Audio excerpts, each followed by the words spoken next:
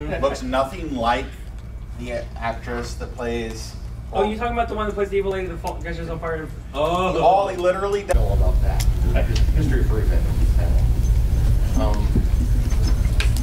I ran into traveling music by Watts Martin back in 1990, and when I read it, it popped in my head. I saw it as a movie, as I read it, but it was too short. So it's like, how can you expand this? And other people asked how can this be expanded? And they bugged him for 20 years to do a sequel, and he said he's tried like 4 times and never got more than a page and a half written. So 2 years ago, I kept mulling it over my shoulder. How could you extend this? How could you extend this? And then like, it struck me in the shower one day. Oh, that's how you do it. So I got his permission to do the screenplay and go to work on it. And that's what I'm doing now.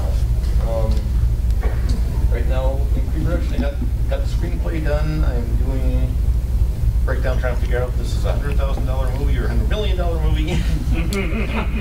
the $100 million question. And actually, a couple days after this con, I will be location scouting, driving around Florida with Drake here. Yes, I grew up here. Mr. Tech Support. Got the projector working. Yeah. Silver Springs would be cool. Or Crystal Springs would be cool. What do you do? All right. Well, my name's Logan. A lot of you see me around here. A lot of people call me Papa Bear Logan. I currently own a small movie effects company. I've been in and out of the industry in one form or another. Probably about 15 years. I got into the fandom, let's see, now, so 21 years ago. So I've been around for quite a while. More time than not as a furry, openly furry. I have worked as a lead artist for Universal Studios. Anything in Diagon Alley, I either designed, installed, sculpted, or repaired. So you've probably seen my work. And anything else that is fancy inside of a ride track in Universal, I've had my paws on. All of the theming here that we have today, the sculptures on the stages and such, that was pretty cool. So I have, movie industry-wise, I have worked with a lot of famous makeup effects artists, but I've personally tended to try to keep myself out of a lot of silver screen and small screen productions because I don't like not having a say in how the final thing looks. And if I spend 37 man-hours making a mask, I don't want it to be blacklit and put in shadow and everything else and have none of being able to see. So I try to stay more to the stage and live action, haunts, things like that. We do have a clip of some stuff, if you got it. A little bit of, it's non-furry.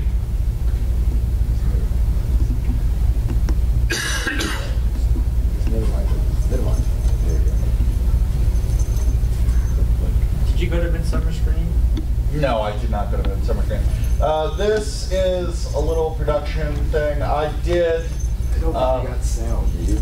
Yeah, we should have sound. Yeah, we have big speakers. We should have sound. But there's no sound connected to the speaker. I think that's what this is. Yeah.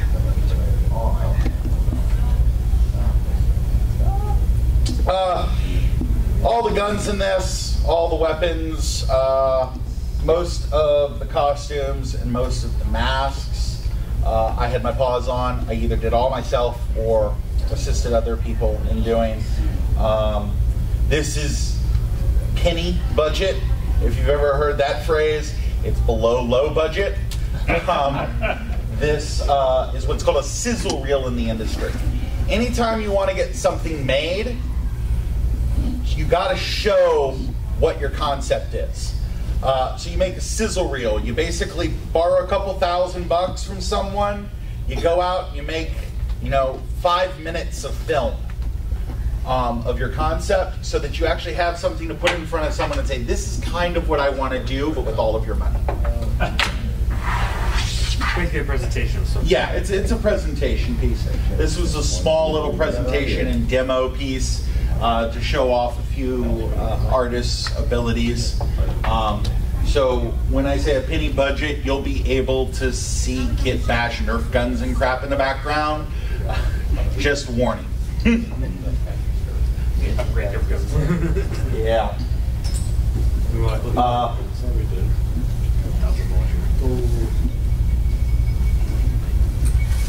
Yeah, that's how we do it.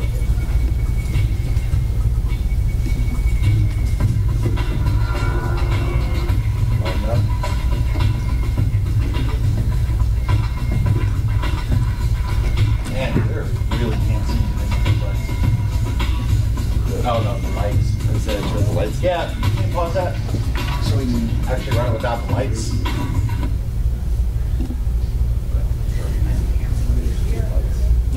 Turn your flex on so keep the pot on. You can't like There you go. Turn the other ones. Yeah, just slightly. There you go. That's perfect. You got it. That's gonna be theater side for you.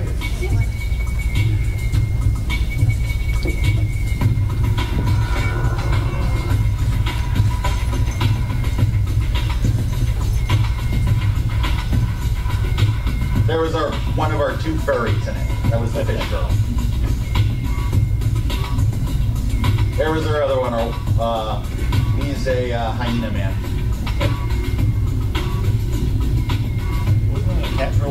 There's a cat girl and there's a goat guy on stilts. But technically she's a trademarked non-furry character from the writer's universe, and he got mad when I called her a furry. So, yeah. Kill them!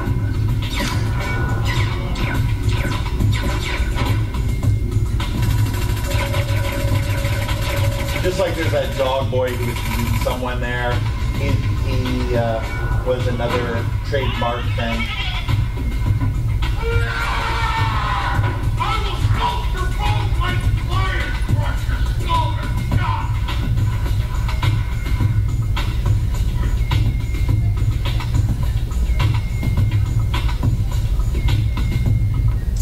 Yeah, Tom Savini, if you know who he is, he's the guy who did Friday the 13th,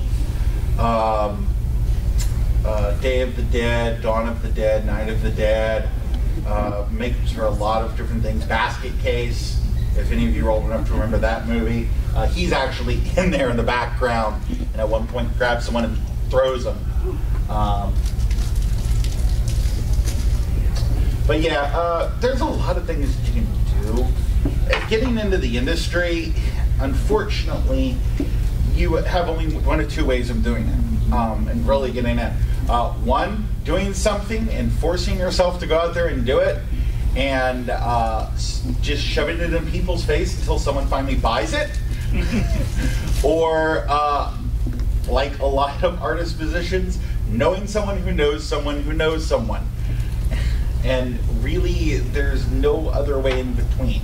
So unless you're really lucky and know someone who knows someone who knows someone, what I always tell people is that when you're trying to get in and trying to do stuff, there's nothing other that you can do than just do it. Even if it looks like garbage, at least you've done it and you have something you can show to people going, I can do better next time. But this is the start point. Yeah, well, this is sort of my stuff. Like I said, I've been rolling this around my head for 25 years now, and I want to get it out of there.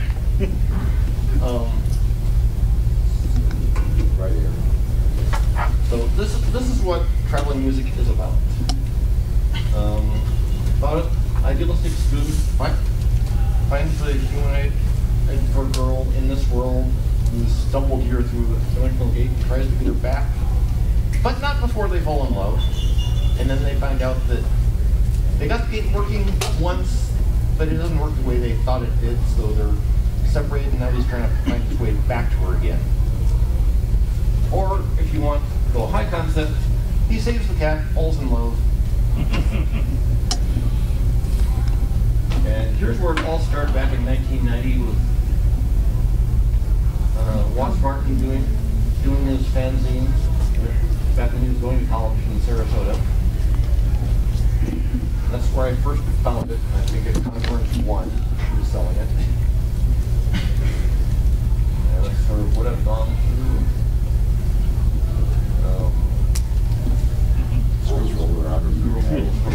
Yes. I was scribbling more in this, waiting for my plane at the airport. When I realized, oh, there are no Union 76 stations left in Florida. Gotta change that. I've done some concept art. That's my first. The poster was my first attempt at digital art in many years. But it Star Wars concept. There's the main furry character, Ellie, or her. And this is actually I'm as a promotional piece, I'm planning on doing a music video. Right now I'm trying to get a musician tied down so I can use his name to help promote the thing. And I've gone out and got quotes on doing the makeup. I need to get more quotes because they're really high. And spent the last couple of weeks doing breakdown on the script, working toward figuring out what it's going to cost to do it. Just like kind of building a house, right? Yeah, it's like Quotes. That's why you get a production manager. Yeah. Where do we need to film? How long do we need to film there? What do we need to rent? What do we need to buy? What do we need to steal? How many logos we need to ask to get the background? And the only thing, well, I've got a little bit of stuff for Affinity. The only actual traveling music page I got so far is on Facebook. I haven't done a website yet. Squarespace. Huh? Squarespace, yes, everyone advertises for that. I use anything. Just give me whatever. I'll throw something out. So like I said, one of the reasons that drew me out here to Florida for this con was going in location scouting, because the movie is set mostly in Sarasota, since that's where he was when he wrote it, and that's where I've always pictured it being. Really shooting at some pictures. Sarasota, across the state and back, but mostly 3/4 of Sarasota. Yeah. And Just a side note. If you're trying, before you guys go out, if you've never gone through proper channels to film, please, safety note for you, do not start filming somewhere that you don't have a permit for. Great. Oh. Okay? There's nothing quite like going out and renting a $5,000 camera for a couple hours to shoot something just to get arrested in the middle of it because you're shooting in someone's backyard. All right? Even along public highways, public roads, public buildings that you think you can just walk up onto, you need a permit to shoot. All right? This is a big thing that people miss out on because everybody's used to YouTube gangs or crash mob style shooting. I do paranormal documentaries, and yes, we do crash documentaries. Yeah. We have lipstick cams and everything. Yeah. Walk right through. It's even on the, because I've worked on quite a few professional paranormal TV shows. Even when it looks like they're crash shooting and they're sneaking into some place or going into some cemetery or something like that, you always have a shoot thing. A lot of these YouTube creators out there don't get them because they do often cost money. Is this furry filmmaking? Yes, it is. This is Take a awesome. seat. Anybody in here working 8mm? Yeah, maybe Just a side note, make sure that you've actually got a permit to be where you are. And it's always good to have that permit with you, or a photocopy of that permit, plus a letter from the property owner authorizing you to be there, because that will mean the difference between you being able to continue your shot and going into a drunk tank. And before you get the permit, you're gonna also need, before you get permission, you're also going to need insurance. Yes. Well, Probably.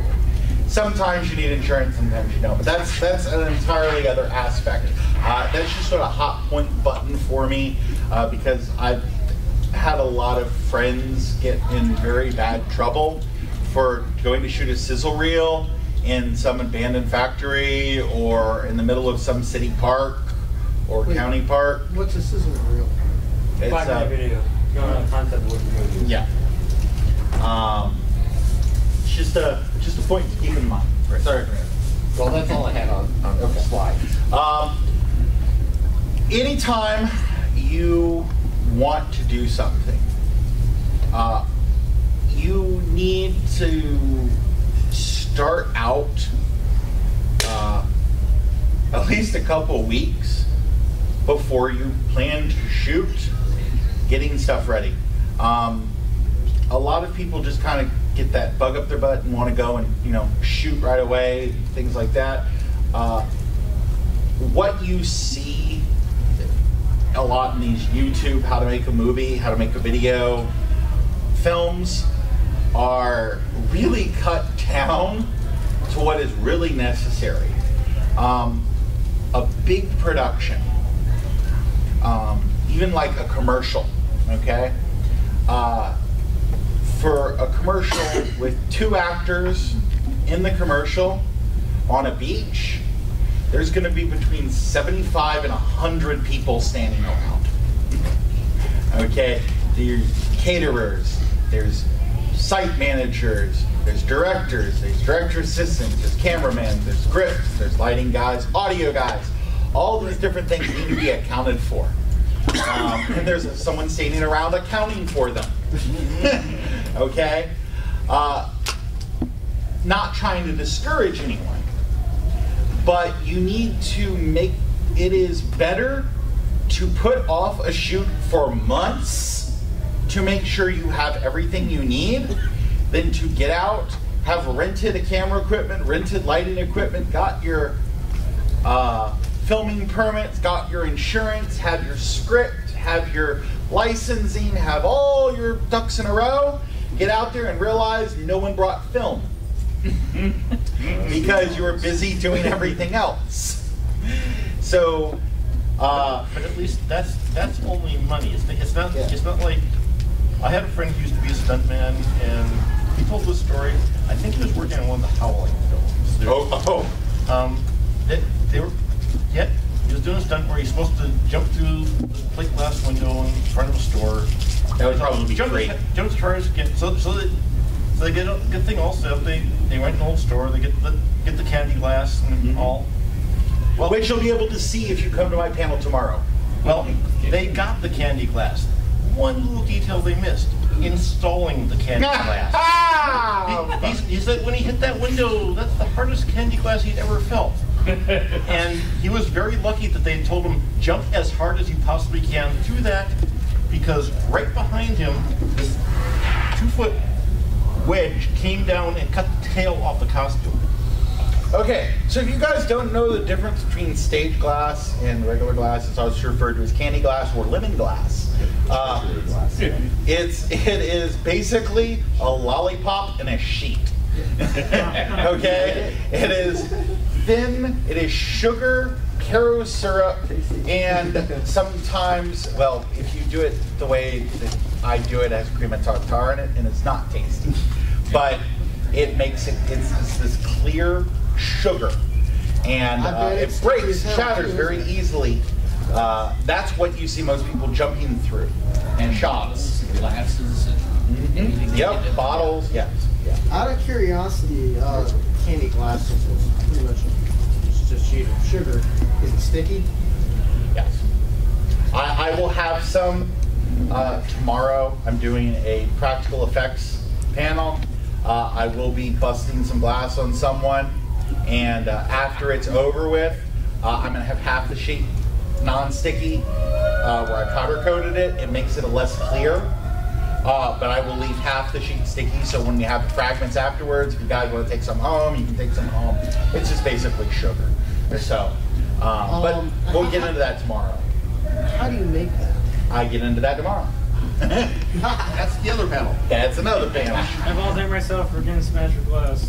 No, well, we've already got some. We've got a lot of things to show off tomorrow, and I can beat the crap out of him and not have to worry. But yeah, there is a lot more to an average shoot than just showing up and shooting. It's important to do your homework. It's important to know your site. It's important, as you said, to pre-visit sites. Yes. It is very important to pre-visit sites. It is very important to pre-visit sites in the worst possible conditions you can pre-visit a site in. If I know I'm going to be shooting a high production value in some field in the middle of somewhere, I'm going to try to visit it at night in a rainstorm. Because I want to know the worst possible situation that I could be in there, and it may be wonderful and firm ground and a good path to walk up during the day. I might find out that I need stage lights lighting my way up. I may find out that the ground up at the top is all ash. So as soon as it gets wet, you sink into it. So yeah, so there's a lot of things that you need to take account for. And preparation. I'm horrible at it, but it's very important to do, okay? Just like a screen testing and product testing, your script, okay? A script may seem wonderful to you. It may make every bit of sense. It may be hilarious to you. You take it out to someone who's never read that type of material, never been around that type of stuff, they may look at you like you have 6 heads. All right? It's very, very, very important. Also, when you're doing your initial stuff, play to your lowest bidder. Play to the idiot in the room, because if the idiot can get it, then everybody can get it. Highbrow is fun and fine, but when you start out, don't be too snooty for your own audience. You can't, not everybody can be, what's that show? Bazinga? Big Bang Theory. Big Bang Theory. Not everything can be Big Bang Theory, guys. I had a very good friend of mine just spend $15,000 shooting a pilot for a TV show, and everybody basically that looked at the show pretty much said, I don't know what this is referencing, because he kept making Dungeons and Dragons references throughout the entire show, and no one in the average audience knew anything about Dungeons and Dragons. And when you're talking about the level that a fireball spell is, or that how to kill a certain type of troll most efficiently, it just doesn't translate to the average American. And to make it, you are selling to average Joe Blow America. You are not selling to a niche market. So niche market work is cool. Niche market work may be fulfilling. But until you have enough money that you can live off your niche market work, it's best to sell to Joe Blow. You will never, you can be a traveling commission artist and go from con to sell, but if you try to be a traveling movie production assistant, traveling around only doing furry work, or only doing cerebral sci-fi comedies, you're going to be eating a lot more ramen than you are right now. Well, wasn't the old cliche that nobody ever went broke underestimating the American vote? Yeah. You want to do some Q&A, or do you have anything else? We got any questions? Yeah, I'd like to go back to you were talking about pitching specialized jargon. Yeah.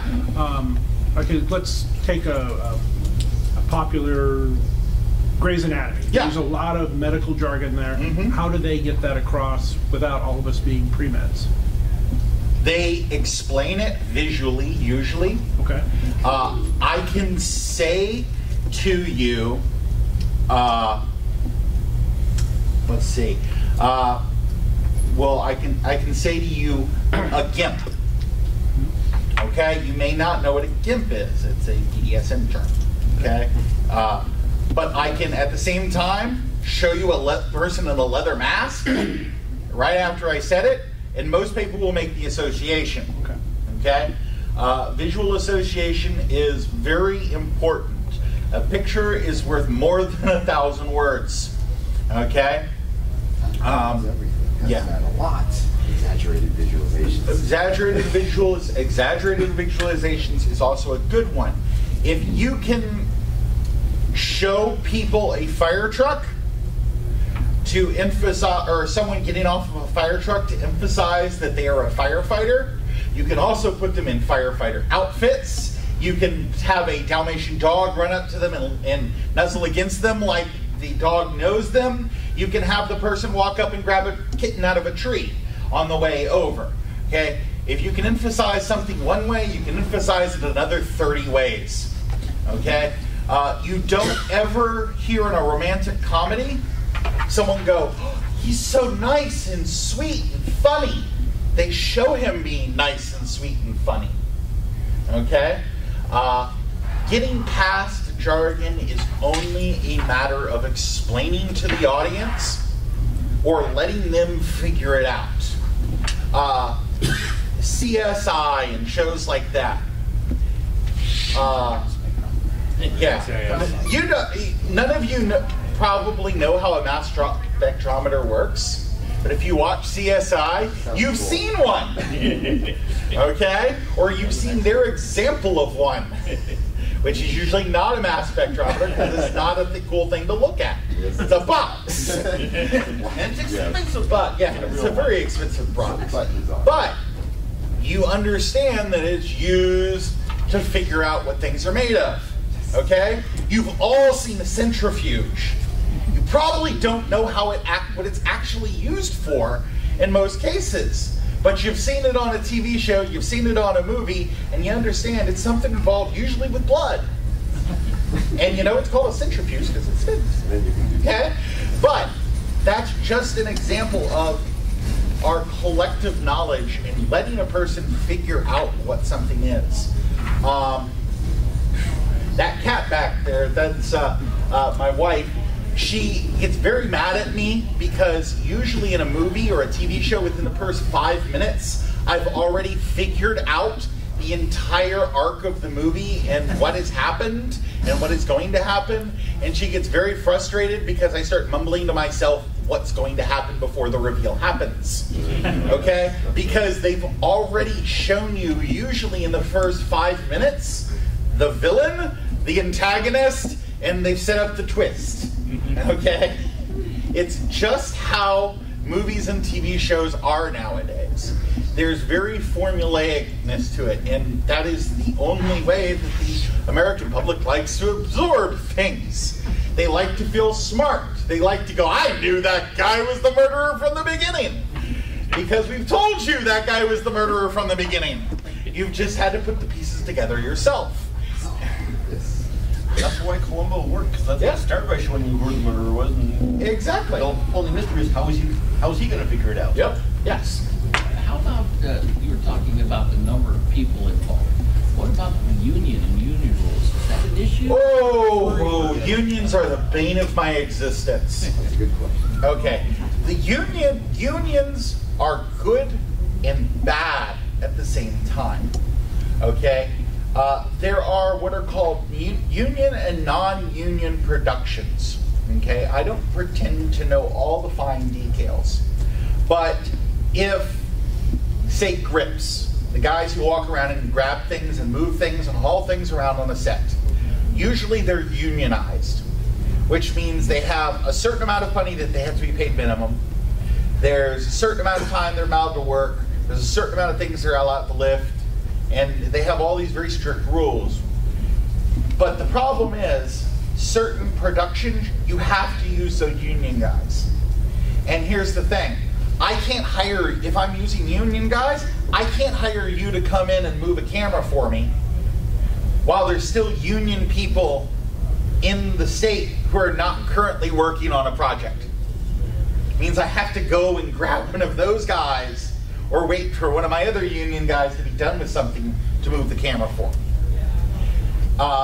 But at the same time, those union guys can be held to a standard, can be held accountable. We can have background checks on them easier. There's goods and bads for unions.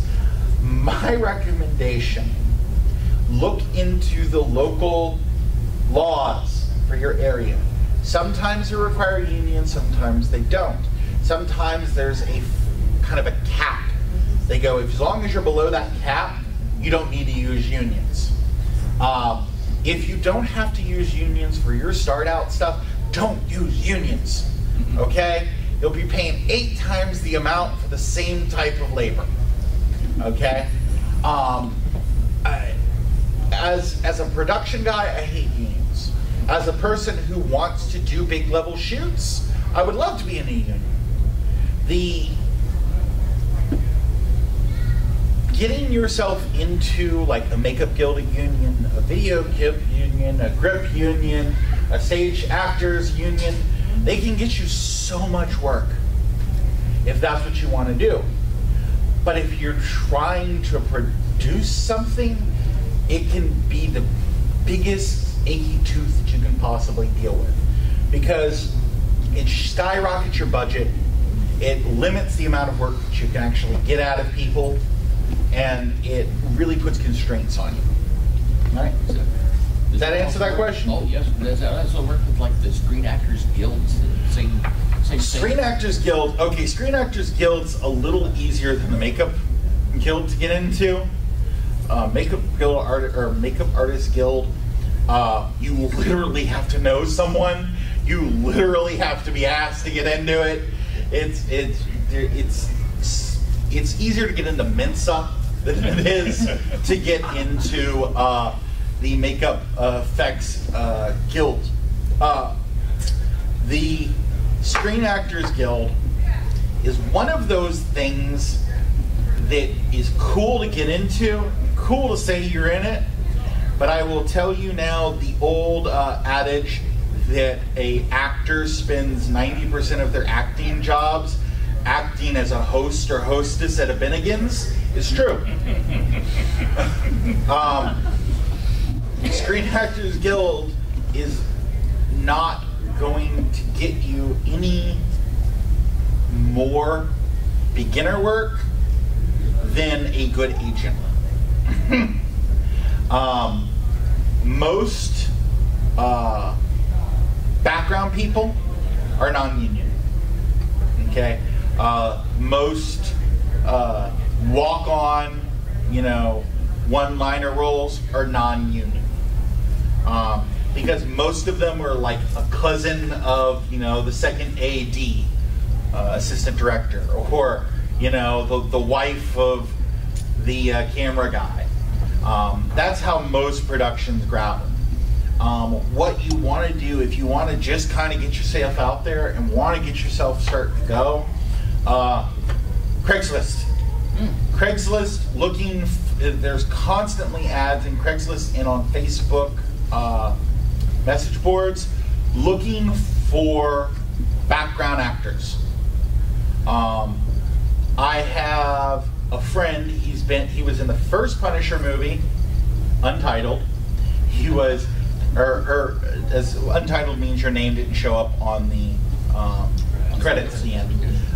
First Punisher, he was in the RoboCop remake, he was in Batman in the Stadium, and they blew the stadium, and Sharknado 4. And his name appears nowhere on IMDb. Okay? So, and yet I'm 4 times on IMDb and I've only been on one thing that should be up there. So, it's really all a matter of where your priorities lie. Also, by the way, to be on IMDb and be the right way, and to get on IMDb, it is paid. You have to pay to get a spot where your photo gets up. It's not just I did a production, here's my production.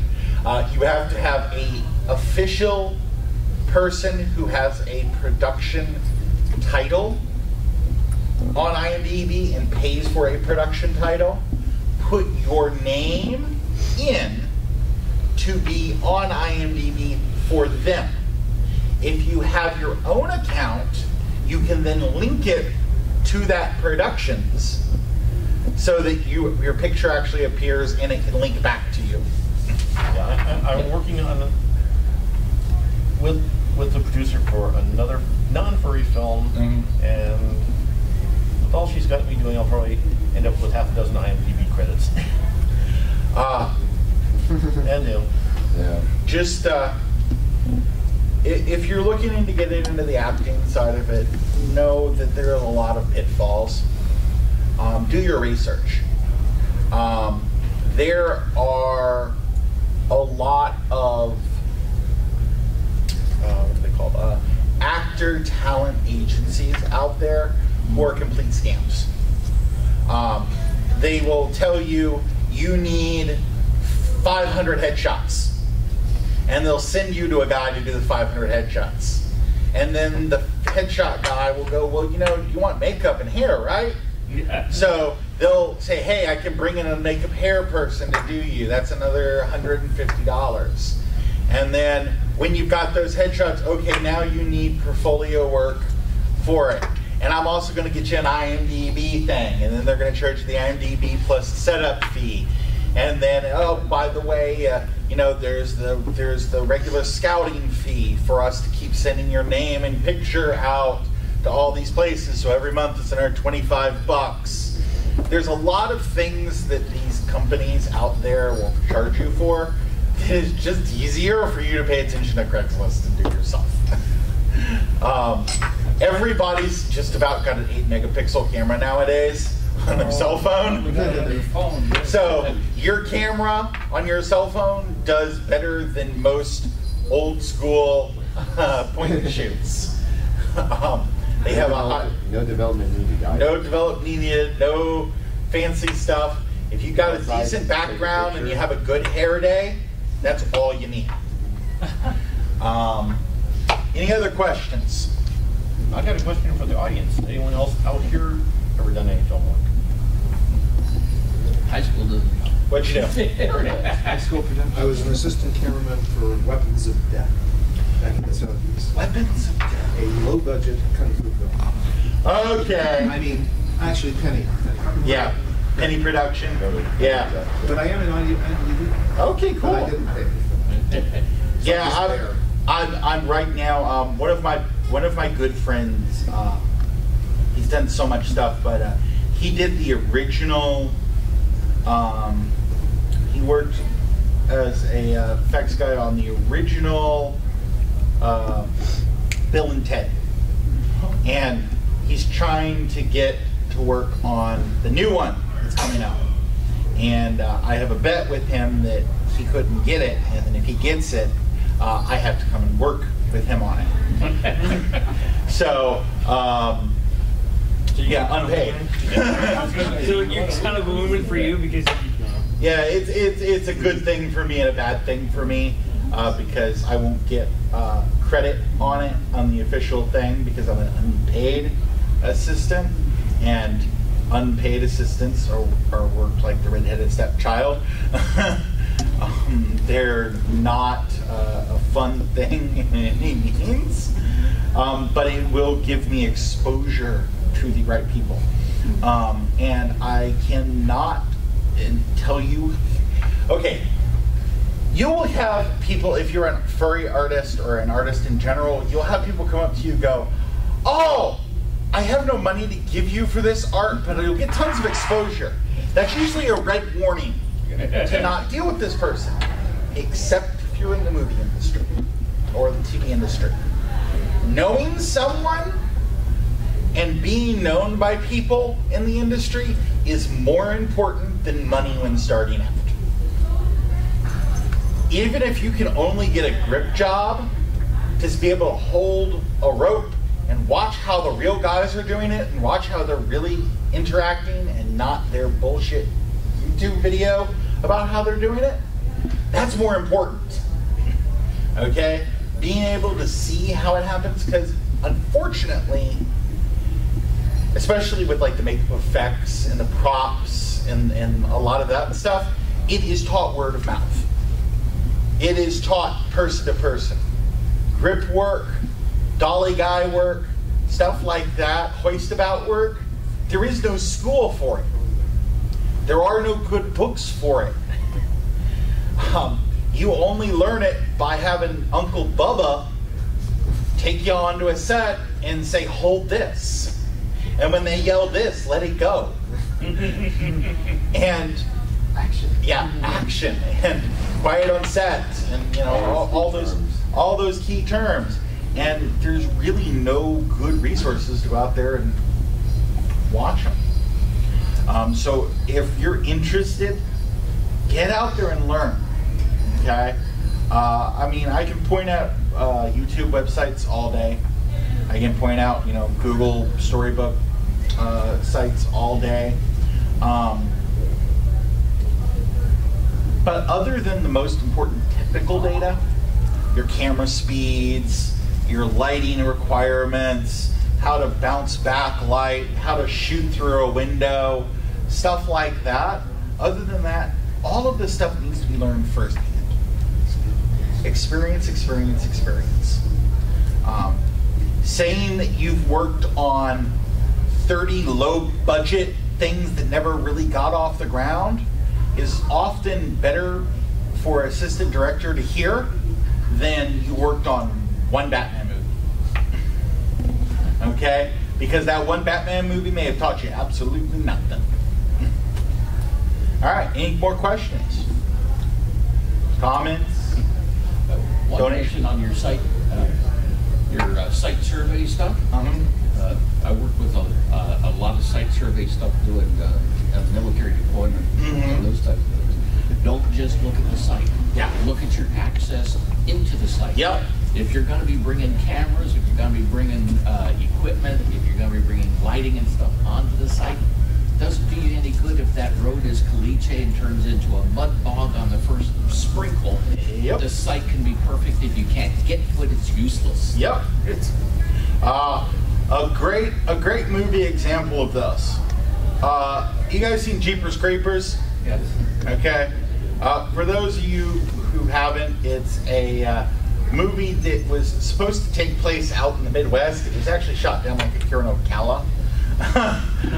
You can actually, for those of you who are interested in it, you can actually see the B-82 truck driving around there sometimes, because they sold it after the original movie was over with to a local shop for like $2,000 because they never thought the movie would get a second movie. And we're now on to movie 3. So keep your props, guys. Trust me, keep your props.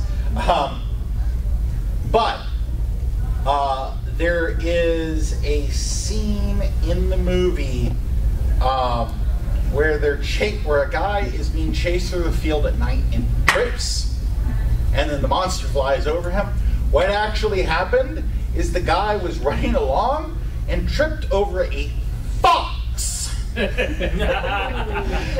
A living fox that was in the field that they hadn't chased out of the field because no one went through the field before they shot the thing.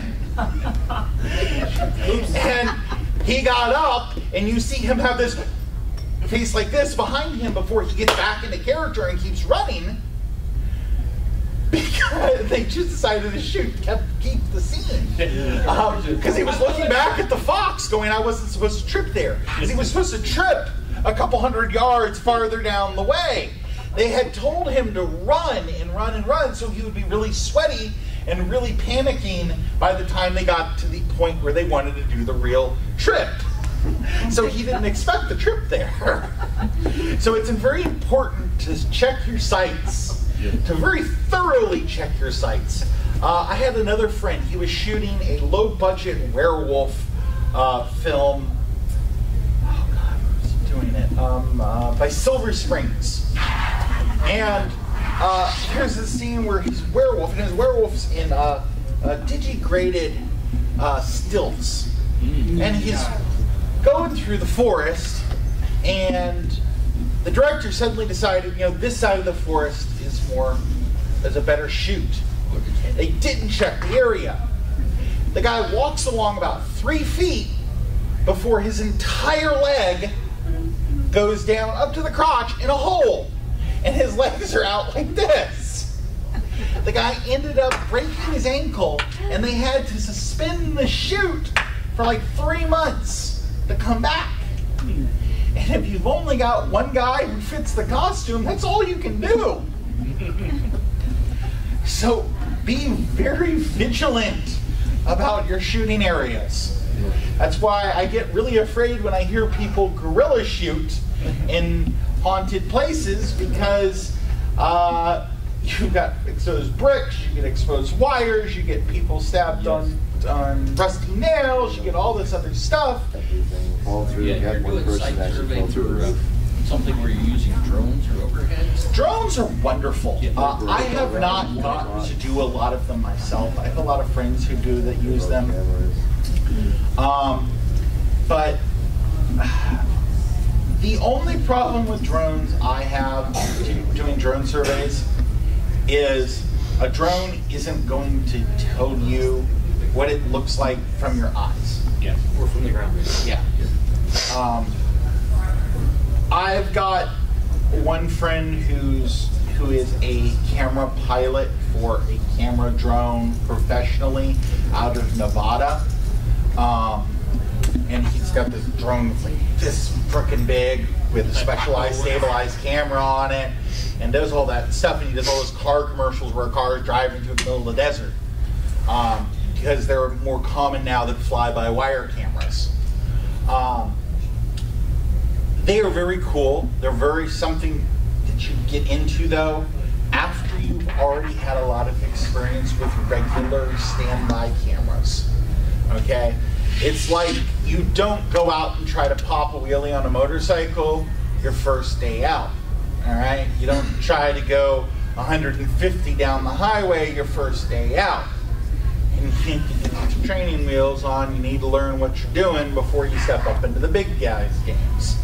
And drone cameras are definitely a big boy game toy. Now, you also, one thing that as a start out person, you need to keep in mind when shooting, take evaluation of your camera types, going from one type to the next, and going from one means of filming to the next. Okay? A lot of people like those little cameras right there. And a lot of people like GoPros and want to strap a GoPro onto someone and send them running through the forest. That's cool. First person perspective is not overdone. What's the movie where it's shot like that? Like, was it called Hank? There's a whole bunch of them. It was like last year's. Hardcore Henry? Yeah, Hardcore Henry was really good. That was a great example of one. But they're great. But if you only shooting part of it that way, it's going to look entirely different from the part shot with the Handycam. It's going to look entirely different from the hanging upside down off of a car with a cell phone shot. Okay? You need to make sure that your aspects are the same, that your ratios are the same. It's very important. Think of editing before you start shooting. Yes. It's a good thing. All right, you got anything to wrap up? Because we're about time out. It was also shot at Silver Springs. Huh? Some of the Bond film. Like I think the one where the underwater battle with the car. I have no idea about Which one that. it was. That was Well, I do have ribbons if anyone wants those. Yeah, because if you look, the Bond glass And filter, so like, look at this, actually there's movement. Yeah, that was in a Bond film. It's from I'm dropping the name out. I'm doing location scouting. I could use some help from locals as to things scout in the West Palm Beach area. Oh, I live over in Tampa. That's closer to Tampa side. We're going to be in closer to Tampa side. Well, Sarasota is going to be first, but I pretty much know where we need to look there. Yeah, that's my Sebastian. Anyone would like to help out in any way possible, please come up here, leave your info, and I'm sure he'll get back to you about what we can do. Like, what kind of like scenes or locations are you looking for? Like, well, for West Palm, I'm just looking. There's a montage where they'll be driving around just looking at interesting things to put in the montage.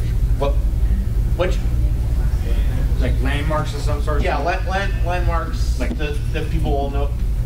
Oh, that's probably from West Palm, and basically they're driving around and she's local key points. Yeah, points of interest, points of knowledge.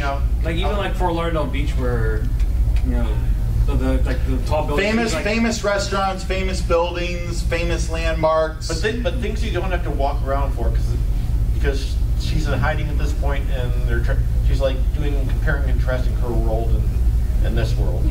Stuff you can see from a car. Yeah. Yeah, basically, yeah, because one took us down to Fort Lauderdale Beach.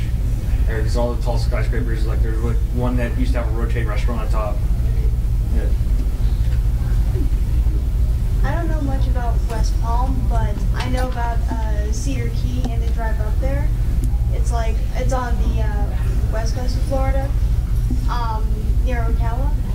And if you really want some good forest B-roll, that is just miles and miles of forest. And then whenever you actually get to Cedar Key, it's a beautiful rustic, like harbor and dock area.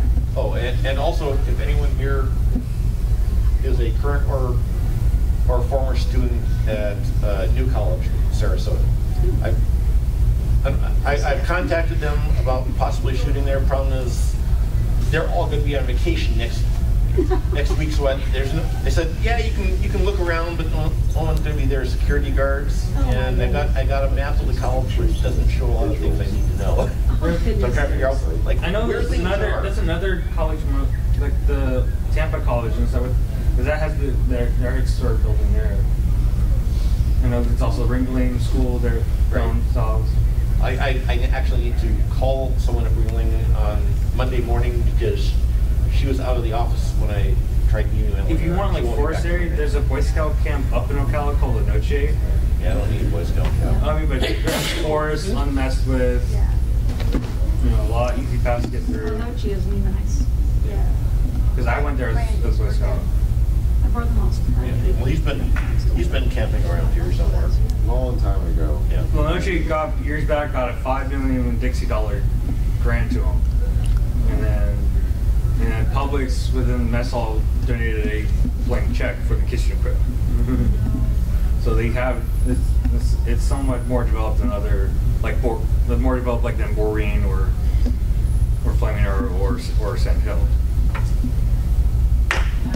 Okay. All right. Well, we thank you guys for coming. We hope you learned a few things. Anyone want ribbons? If you want any ribbons, we got ribbons up here. If you'd like to leave your contact info, we got that up there.